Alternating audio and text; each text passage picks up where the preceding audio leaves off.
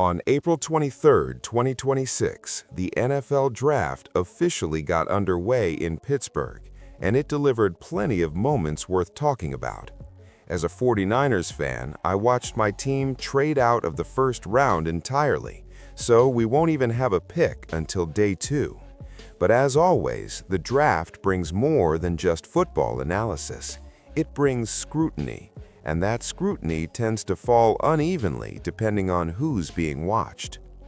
A significant number of Black American players were selected in the first round this year, alongside players of various other backgrounds. But if you've followed draft coverage for any amount of time, you already know where the conversation tends to go. Specifically, who these young men are dating. That conversation rarely gets directed at white players or Samoan and Polynesian players. It almost always centers on Black athletes and their partners. That pattern showed up last year, too, when Travis Hunter was selected second overall by the Jacksonville Jaguars in the 2025 NFL Draft. His then fiancée, now his wife, faced intense public criticism throughout that entire season. There were tense moments before the Heisman Trophy ceremony at the Oklahoma State game, and further controversy during the awards show itself. She weathered a significant amount of public backlash. Now, on the other side of all that, she's using her experience to speak to other women in similar positions, partners of high-profile first-round picks, offering guidance on how to carry themselves during one of the most publicly scrutinized moments of their lives. Doing advice for girls who are about to go to the draft. So here's my advice. Don't get in the camera, because if you get in the camera like too much, you are an attention whore and you want this to revolve around you. But also, don't avoid the cameras and like sit down and try to dodge the cameras, because then you don't care about your boyfriend or fiance or husband, and supposedly other people are gonna have to tell you to sit up when really you're just trying to hide from cameras. Number 2, don't stand up too fast, because then you're trying to make it about you. But also, don't stand up too slow, because then you're bored and you don't want to be there. Don't hug him before his mom hugs him, because then that's wrong and his mother should hug him first. But also hug him before his mom, because then it's going to look like someone's trying to tell you to go hug him when really you were just trying to let their mom hug them first. Don't cry, because if you cry, then you're dramatic. But also, if you don't cry, then you don't care about him and you're just there for money. Don't wear heels, because when your feet start to hurt and your man carries you, then you're trying to make it about you. But also, if you don't wear heels, then you're classless. So don't smile too much, because if you do, then they're going to think that you are just there for money.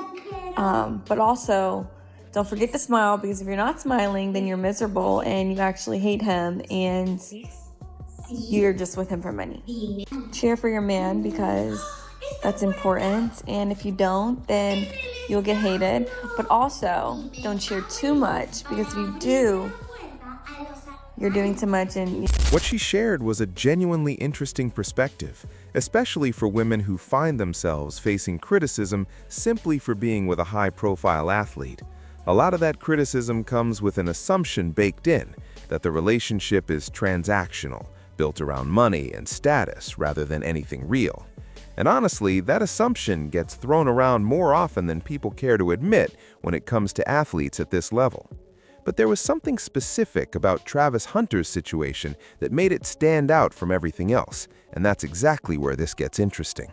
Video has surfaced and it has Leanna in it, which is Travis Hunter's fiance. Now this video premiered on YouTube 3 years ago, and Travis Hunter has constantly said, I've been with my girl for 5 years. I've been with my girl for 5 years. You guys don't know her. You guys don't know us.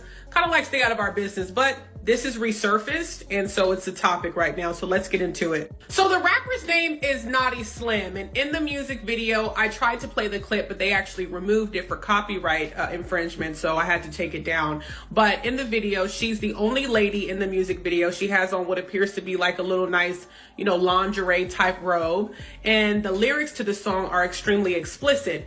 Now remember, when she did her response video and told us that she didn't have a type, she said that she had dated a SoundCloud rapper. So people are wondering if this is the SoundCloud rapper. All right, so here's the case I want to make.